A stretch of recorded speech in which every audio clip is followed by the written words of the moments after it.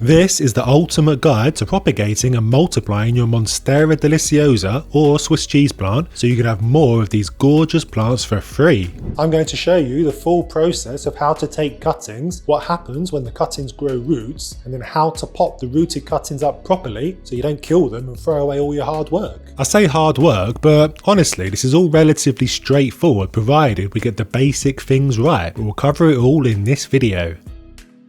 So, each Monstera plant is comprised of a single stem with a bunch of petioles that shoot off from that stem that then turn into the gorgeous leaves that the plant is so famous for. But Mr. Sheffield, my plant has more than one stem. In this case, my plant friend, your pot has more than a single plant in it. Generally, a Monstera grows a single dominant vine that it uses to climb up surrounding trees in the jungle. If your pot has lots of stems, it's because there's more than one plant in the pot. Go have a look. So like I say, this stem has a bunch of petioles that shoot off that then turn into the big fenestrated leaves. This point where the petiole meets the stem is important. This is called a node. The only reason this is important is because these nodes are where the new life will sprout from, or where we will successfully propagate from. You see, these nodes lay dormant, doing absolutely nothing until something triggers them into life, and normally that is cutting the stem. These nodes are where the roots and eventually new stem of our plant will grow from.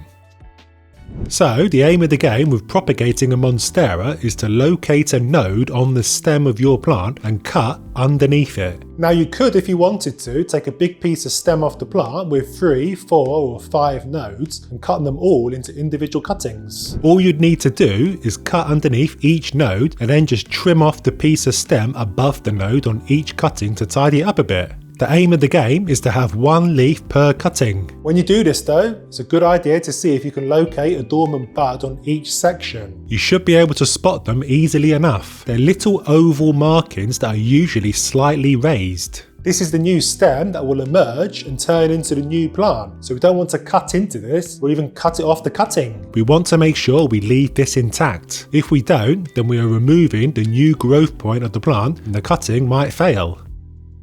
Now, when taking cuttings, it's worth noting that the top cutting, the piece of stem that came from the last leaf to sprout on the plant, will be your best cutting. This is the crown jewels. The reason is because this cutting will not need to sprout a new stem. New growth will emerge from the existing petiole or leaf. The other cuttings, on the other hand, have essentially had their heads chopped off. The stem has been cut short, so it can't continue life. This means a brand new stem will have to grow from the bud I was talking about earlier. This isn't a big problem, of course, it just means the new growth will be less mature than the existing leaf on that cutting. For the top growth cutting, however, the next leaf that emerges will be just as mature, if not more mature, than the existing leaf on the cutting. It's not had to grow a new stem. This is why top cuttings are so prized in the Monstera cutting marketplace, and usually a bit more expensive than middle cuttings. So you've made your cutting successfully by chopping the stem just underneath the node. You'll probably have these aerial roots still attached. Leave these. These aerial roots will eventually turn into the main root system of your new plant. Normally, the plant uses aerial roots as a kind of harness to grab onto and climb up surrounding trees in the jungle. They don't really provide much in the way of water and nutrients to the plant. Stick these in soil though, and new roots sprout from them and your new plant is born. You can trim them back if they're a bit too long though if you want. New roots will still sprout just fine.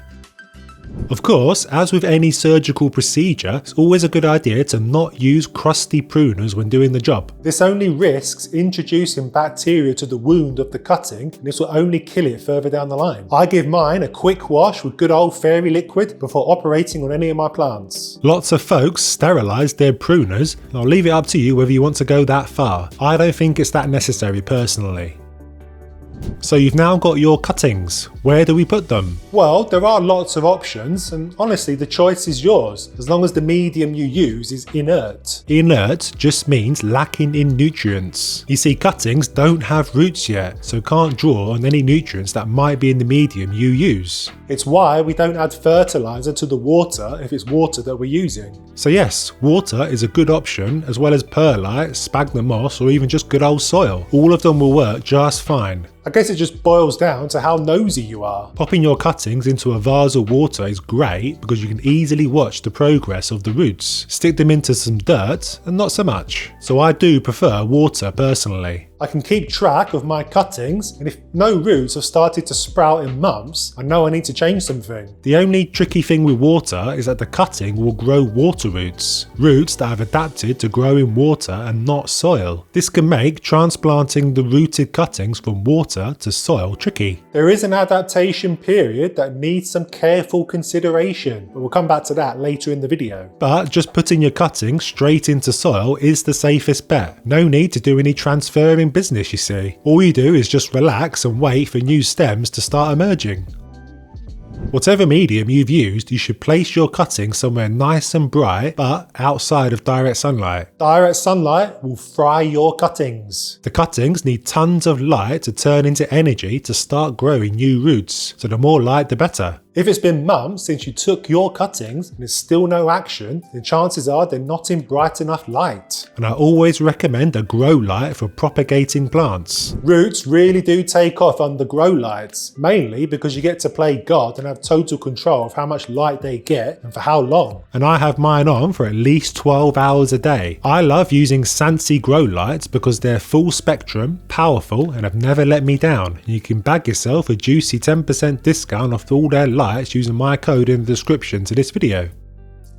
Now, all that light and all that water can only mean one thing, right? Yeah, algae. You will 100% get algae in the water, and the question is whether you need to change the water regularly to get rid. Now, I'm not 100% sure on this, but I think it's best to leave the water as much as possible. The theory goes that the plant releases root growing hormone into the water that gets lost every time you change it and sets the root growing potential back a bit. It's not likely to be the end of the world though, so I tend to change it when it's absolutely disgusting and I can't bear to look at it anymore. To help with this algae problem though, you could simply just put your cutting into an opaque pot. It's the leaves that will be using the light to grow roots and not the nodes in the stem.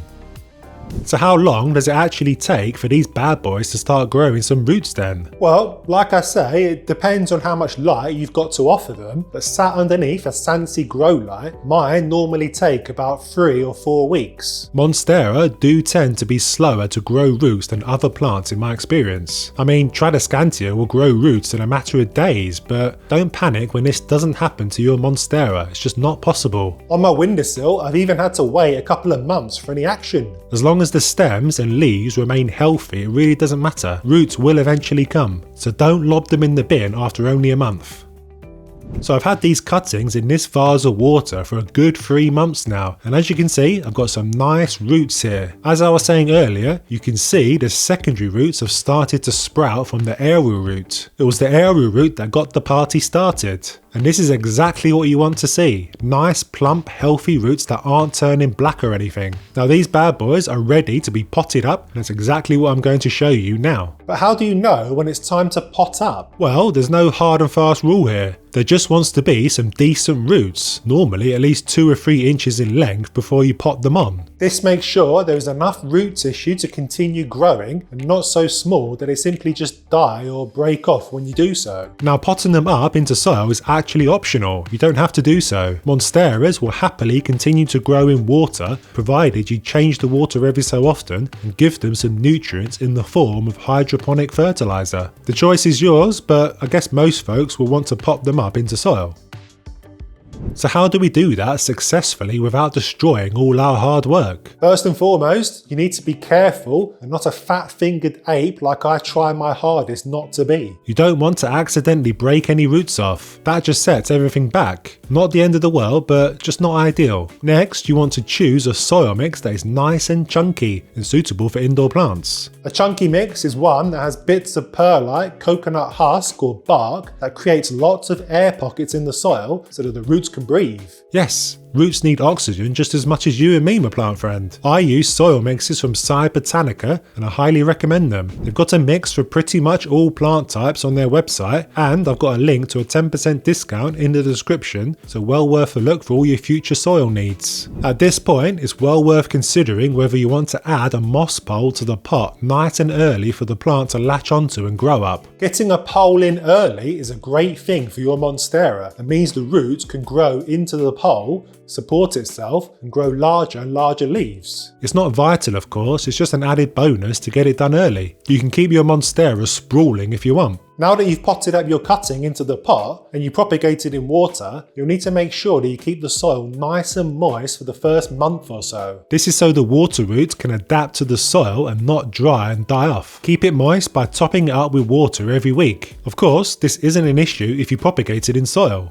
And you can start adding your favourite fertiliser to the water for your plant to start getting stronger and stronger. Once you've done all that, it does take a while for the new shoot to appear, most of the time a good few weeks. A few weeks of yet more patience and you'll have a fully fledged brand new Monstera on your hands, all grown for free from your mother plant. What's not to love about that? Now, I mentioned earlier that you don't have to pot your rooted cuttings up into soil, and in this video here I show an alternative way to grow your Monstera that is a bit of a showstopper, so make sure you check it out by clicking on the link. And subscribe for more fun. See you next time.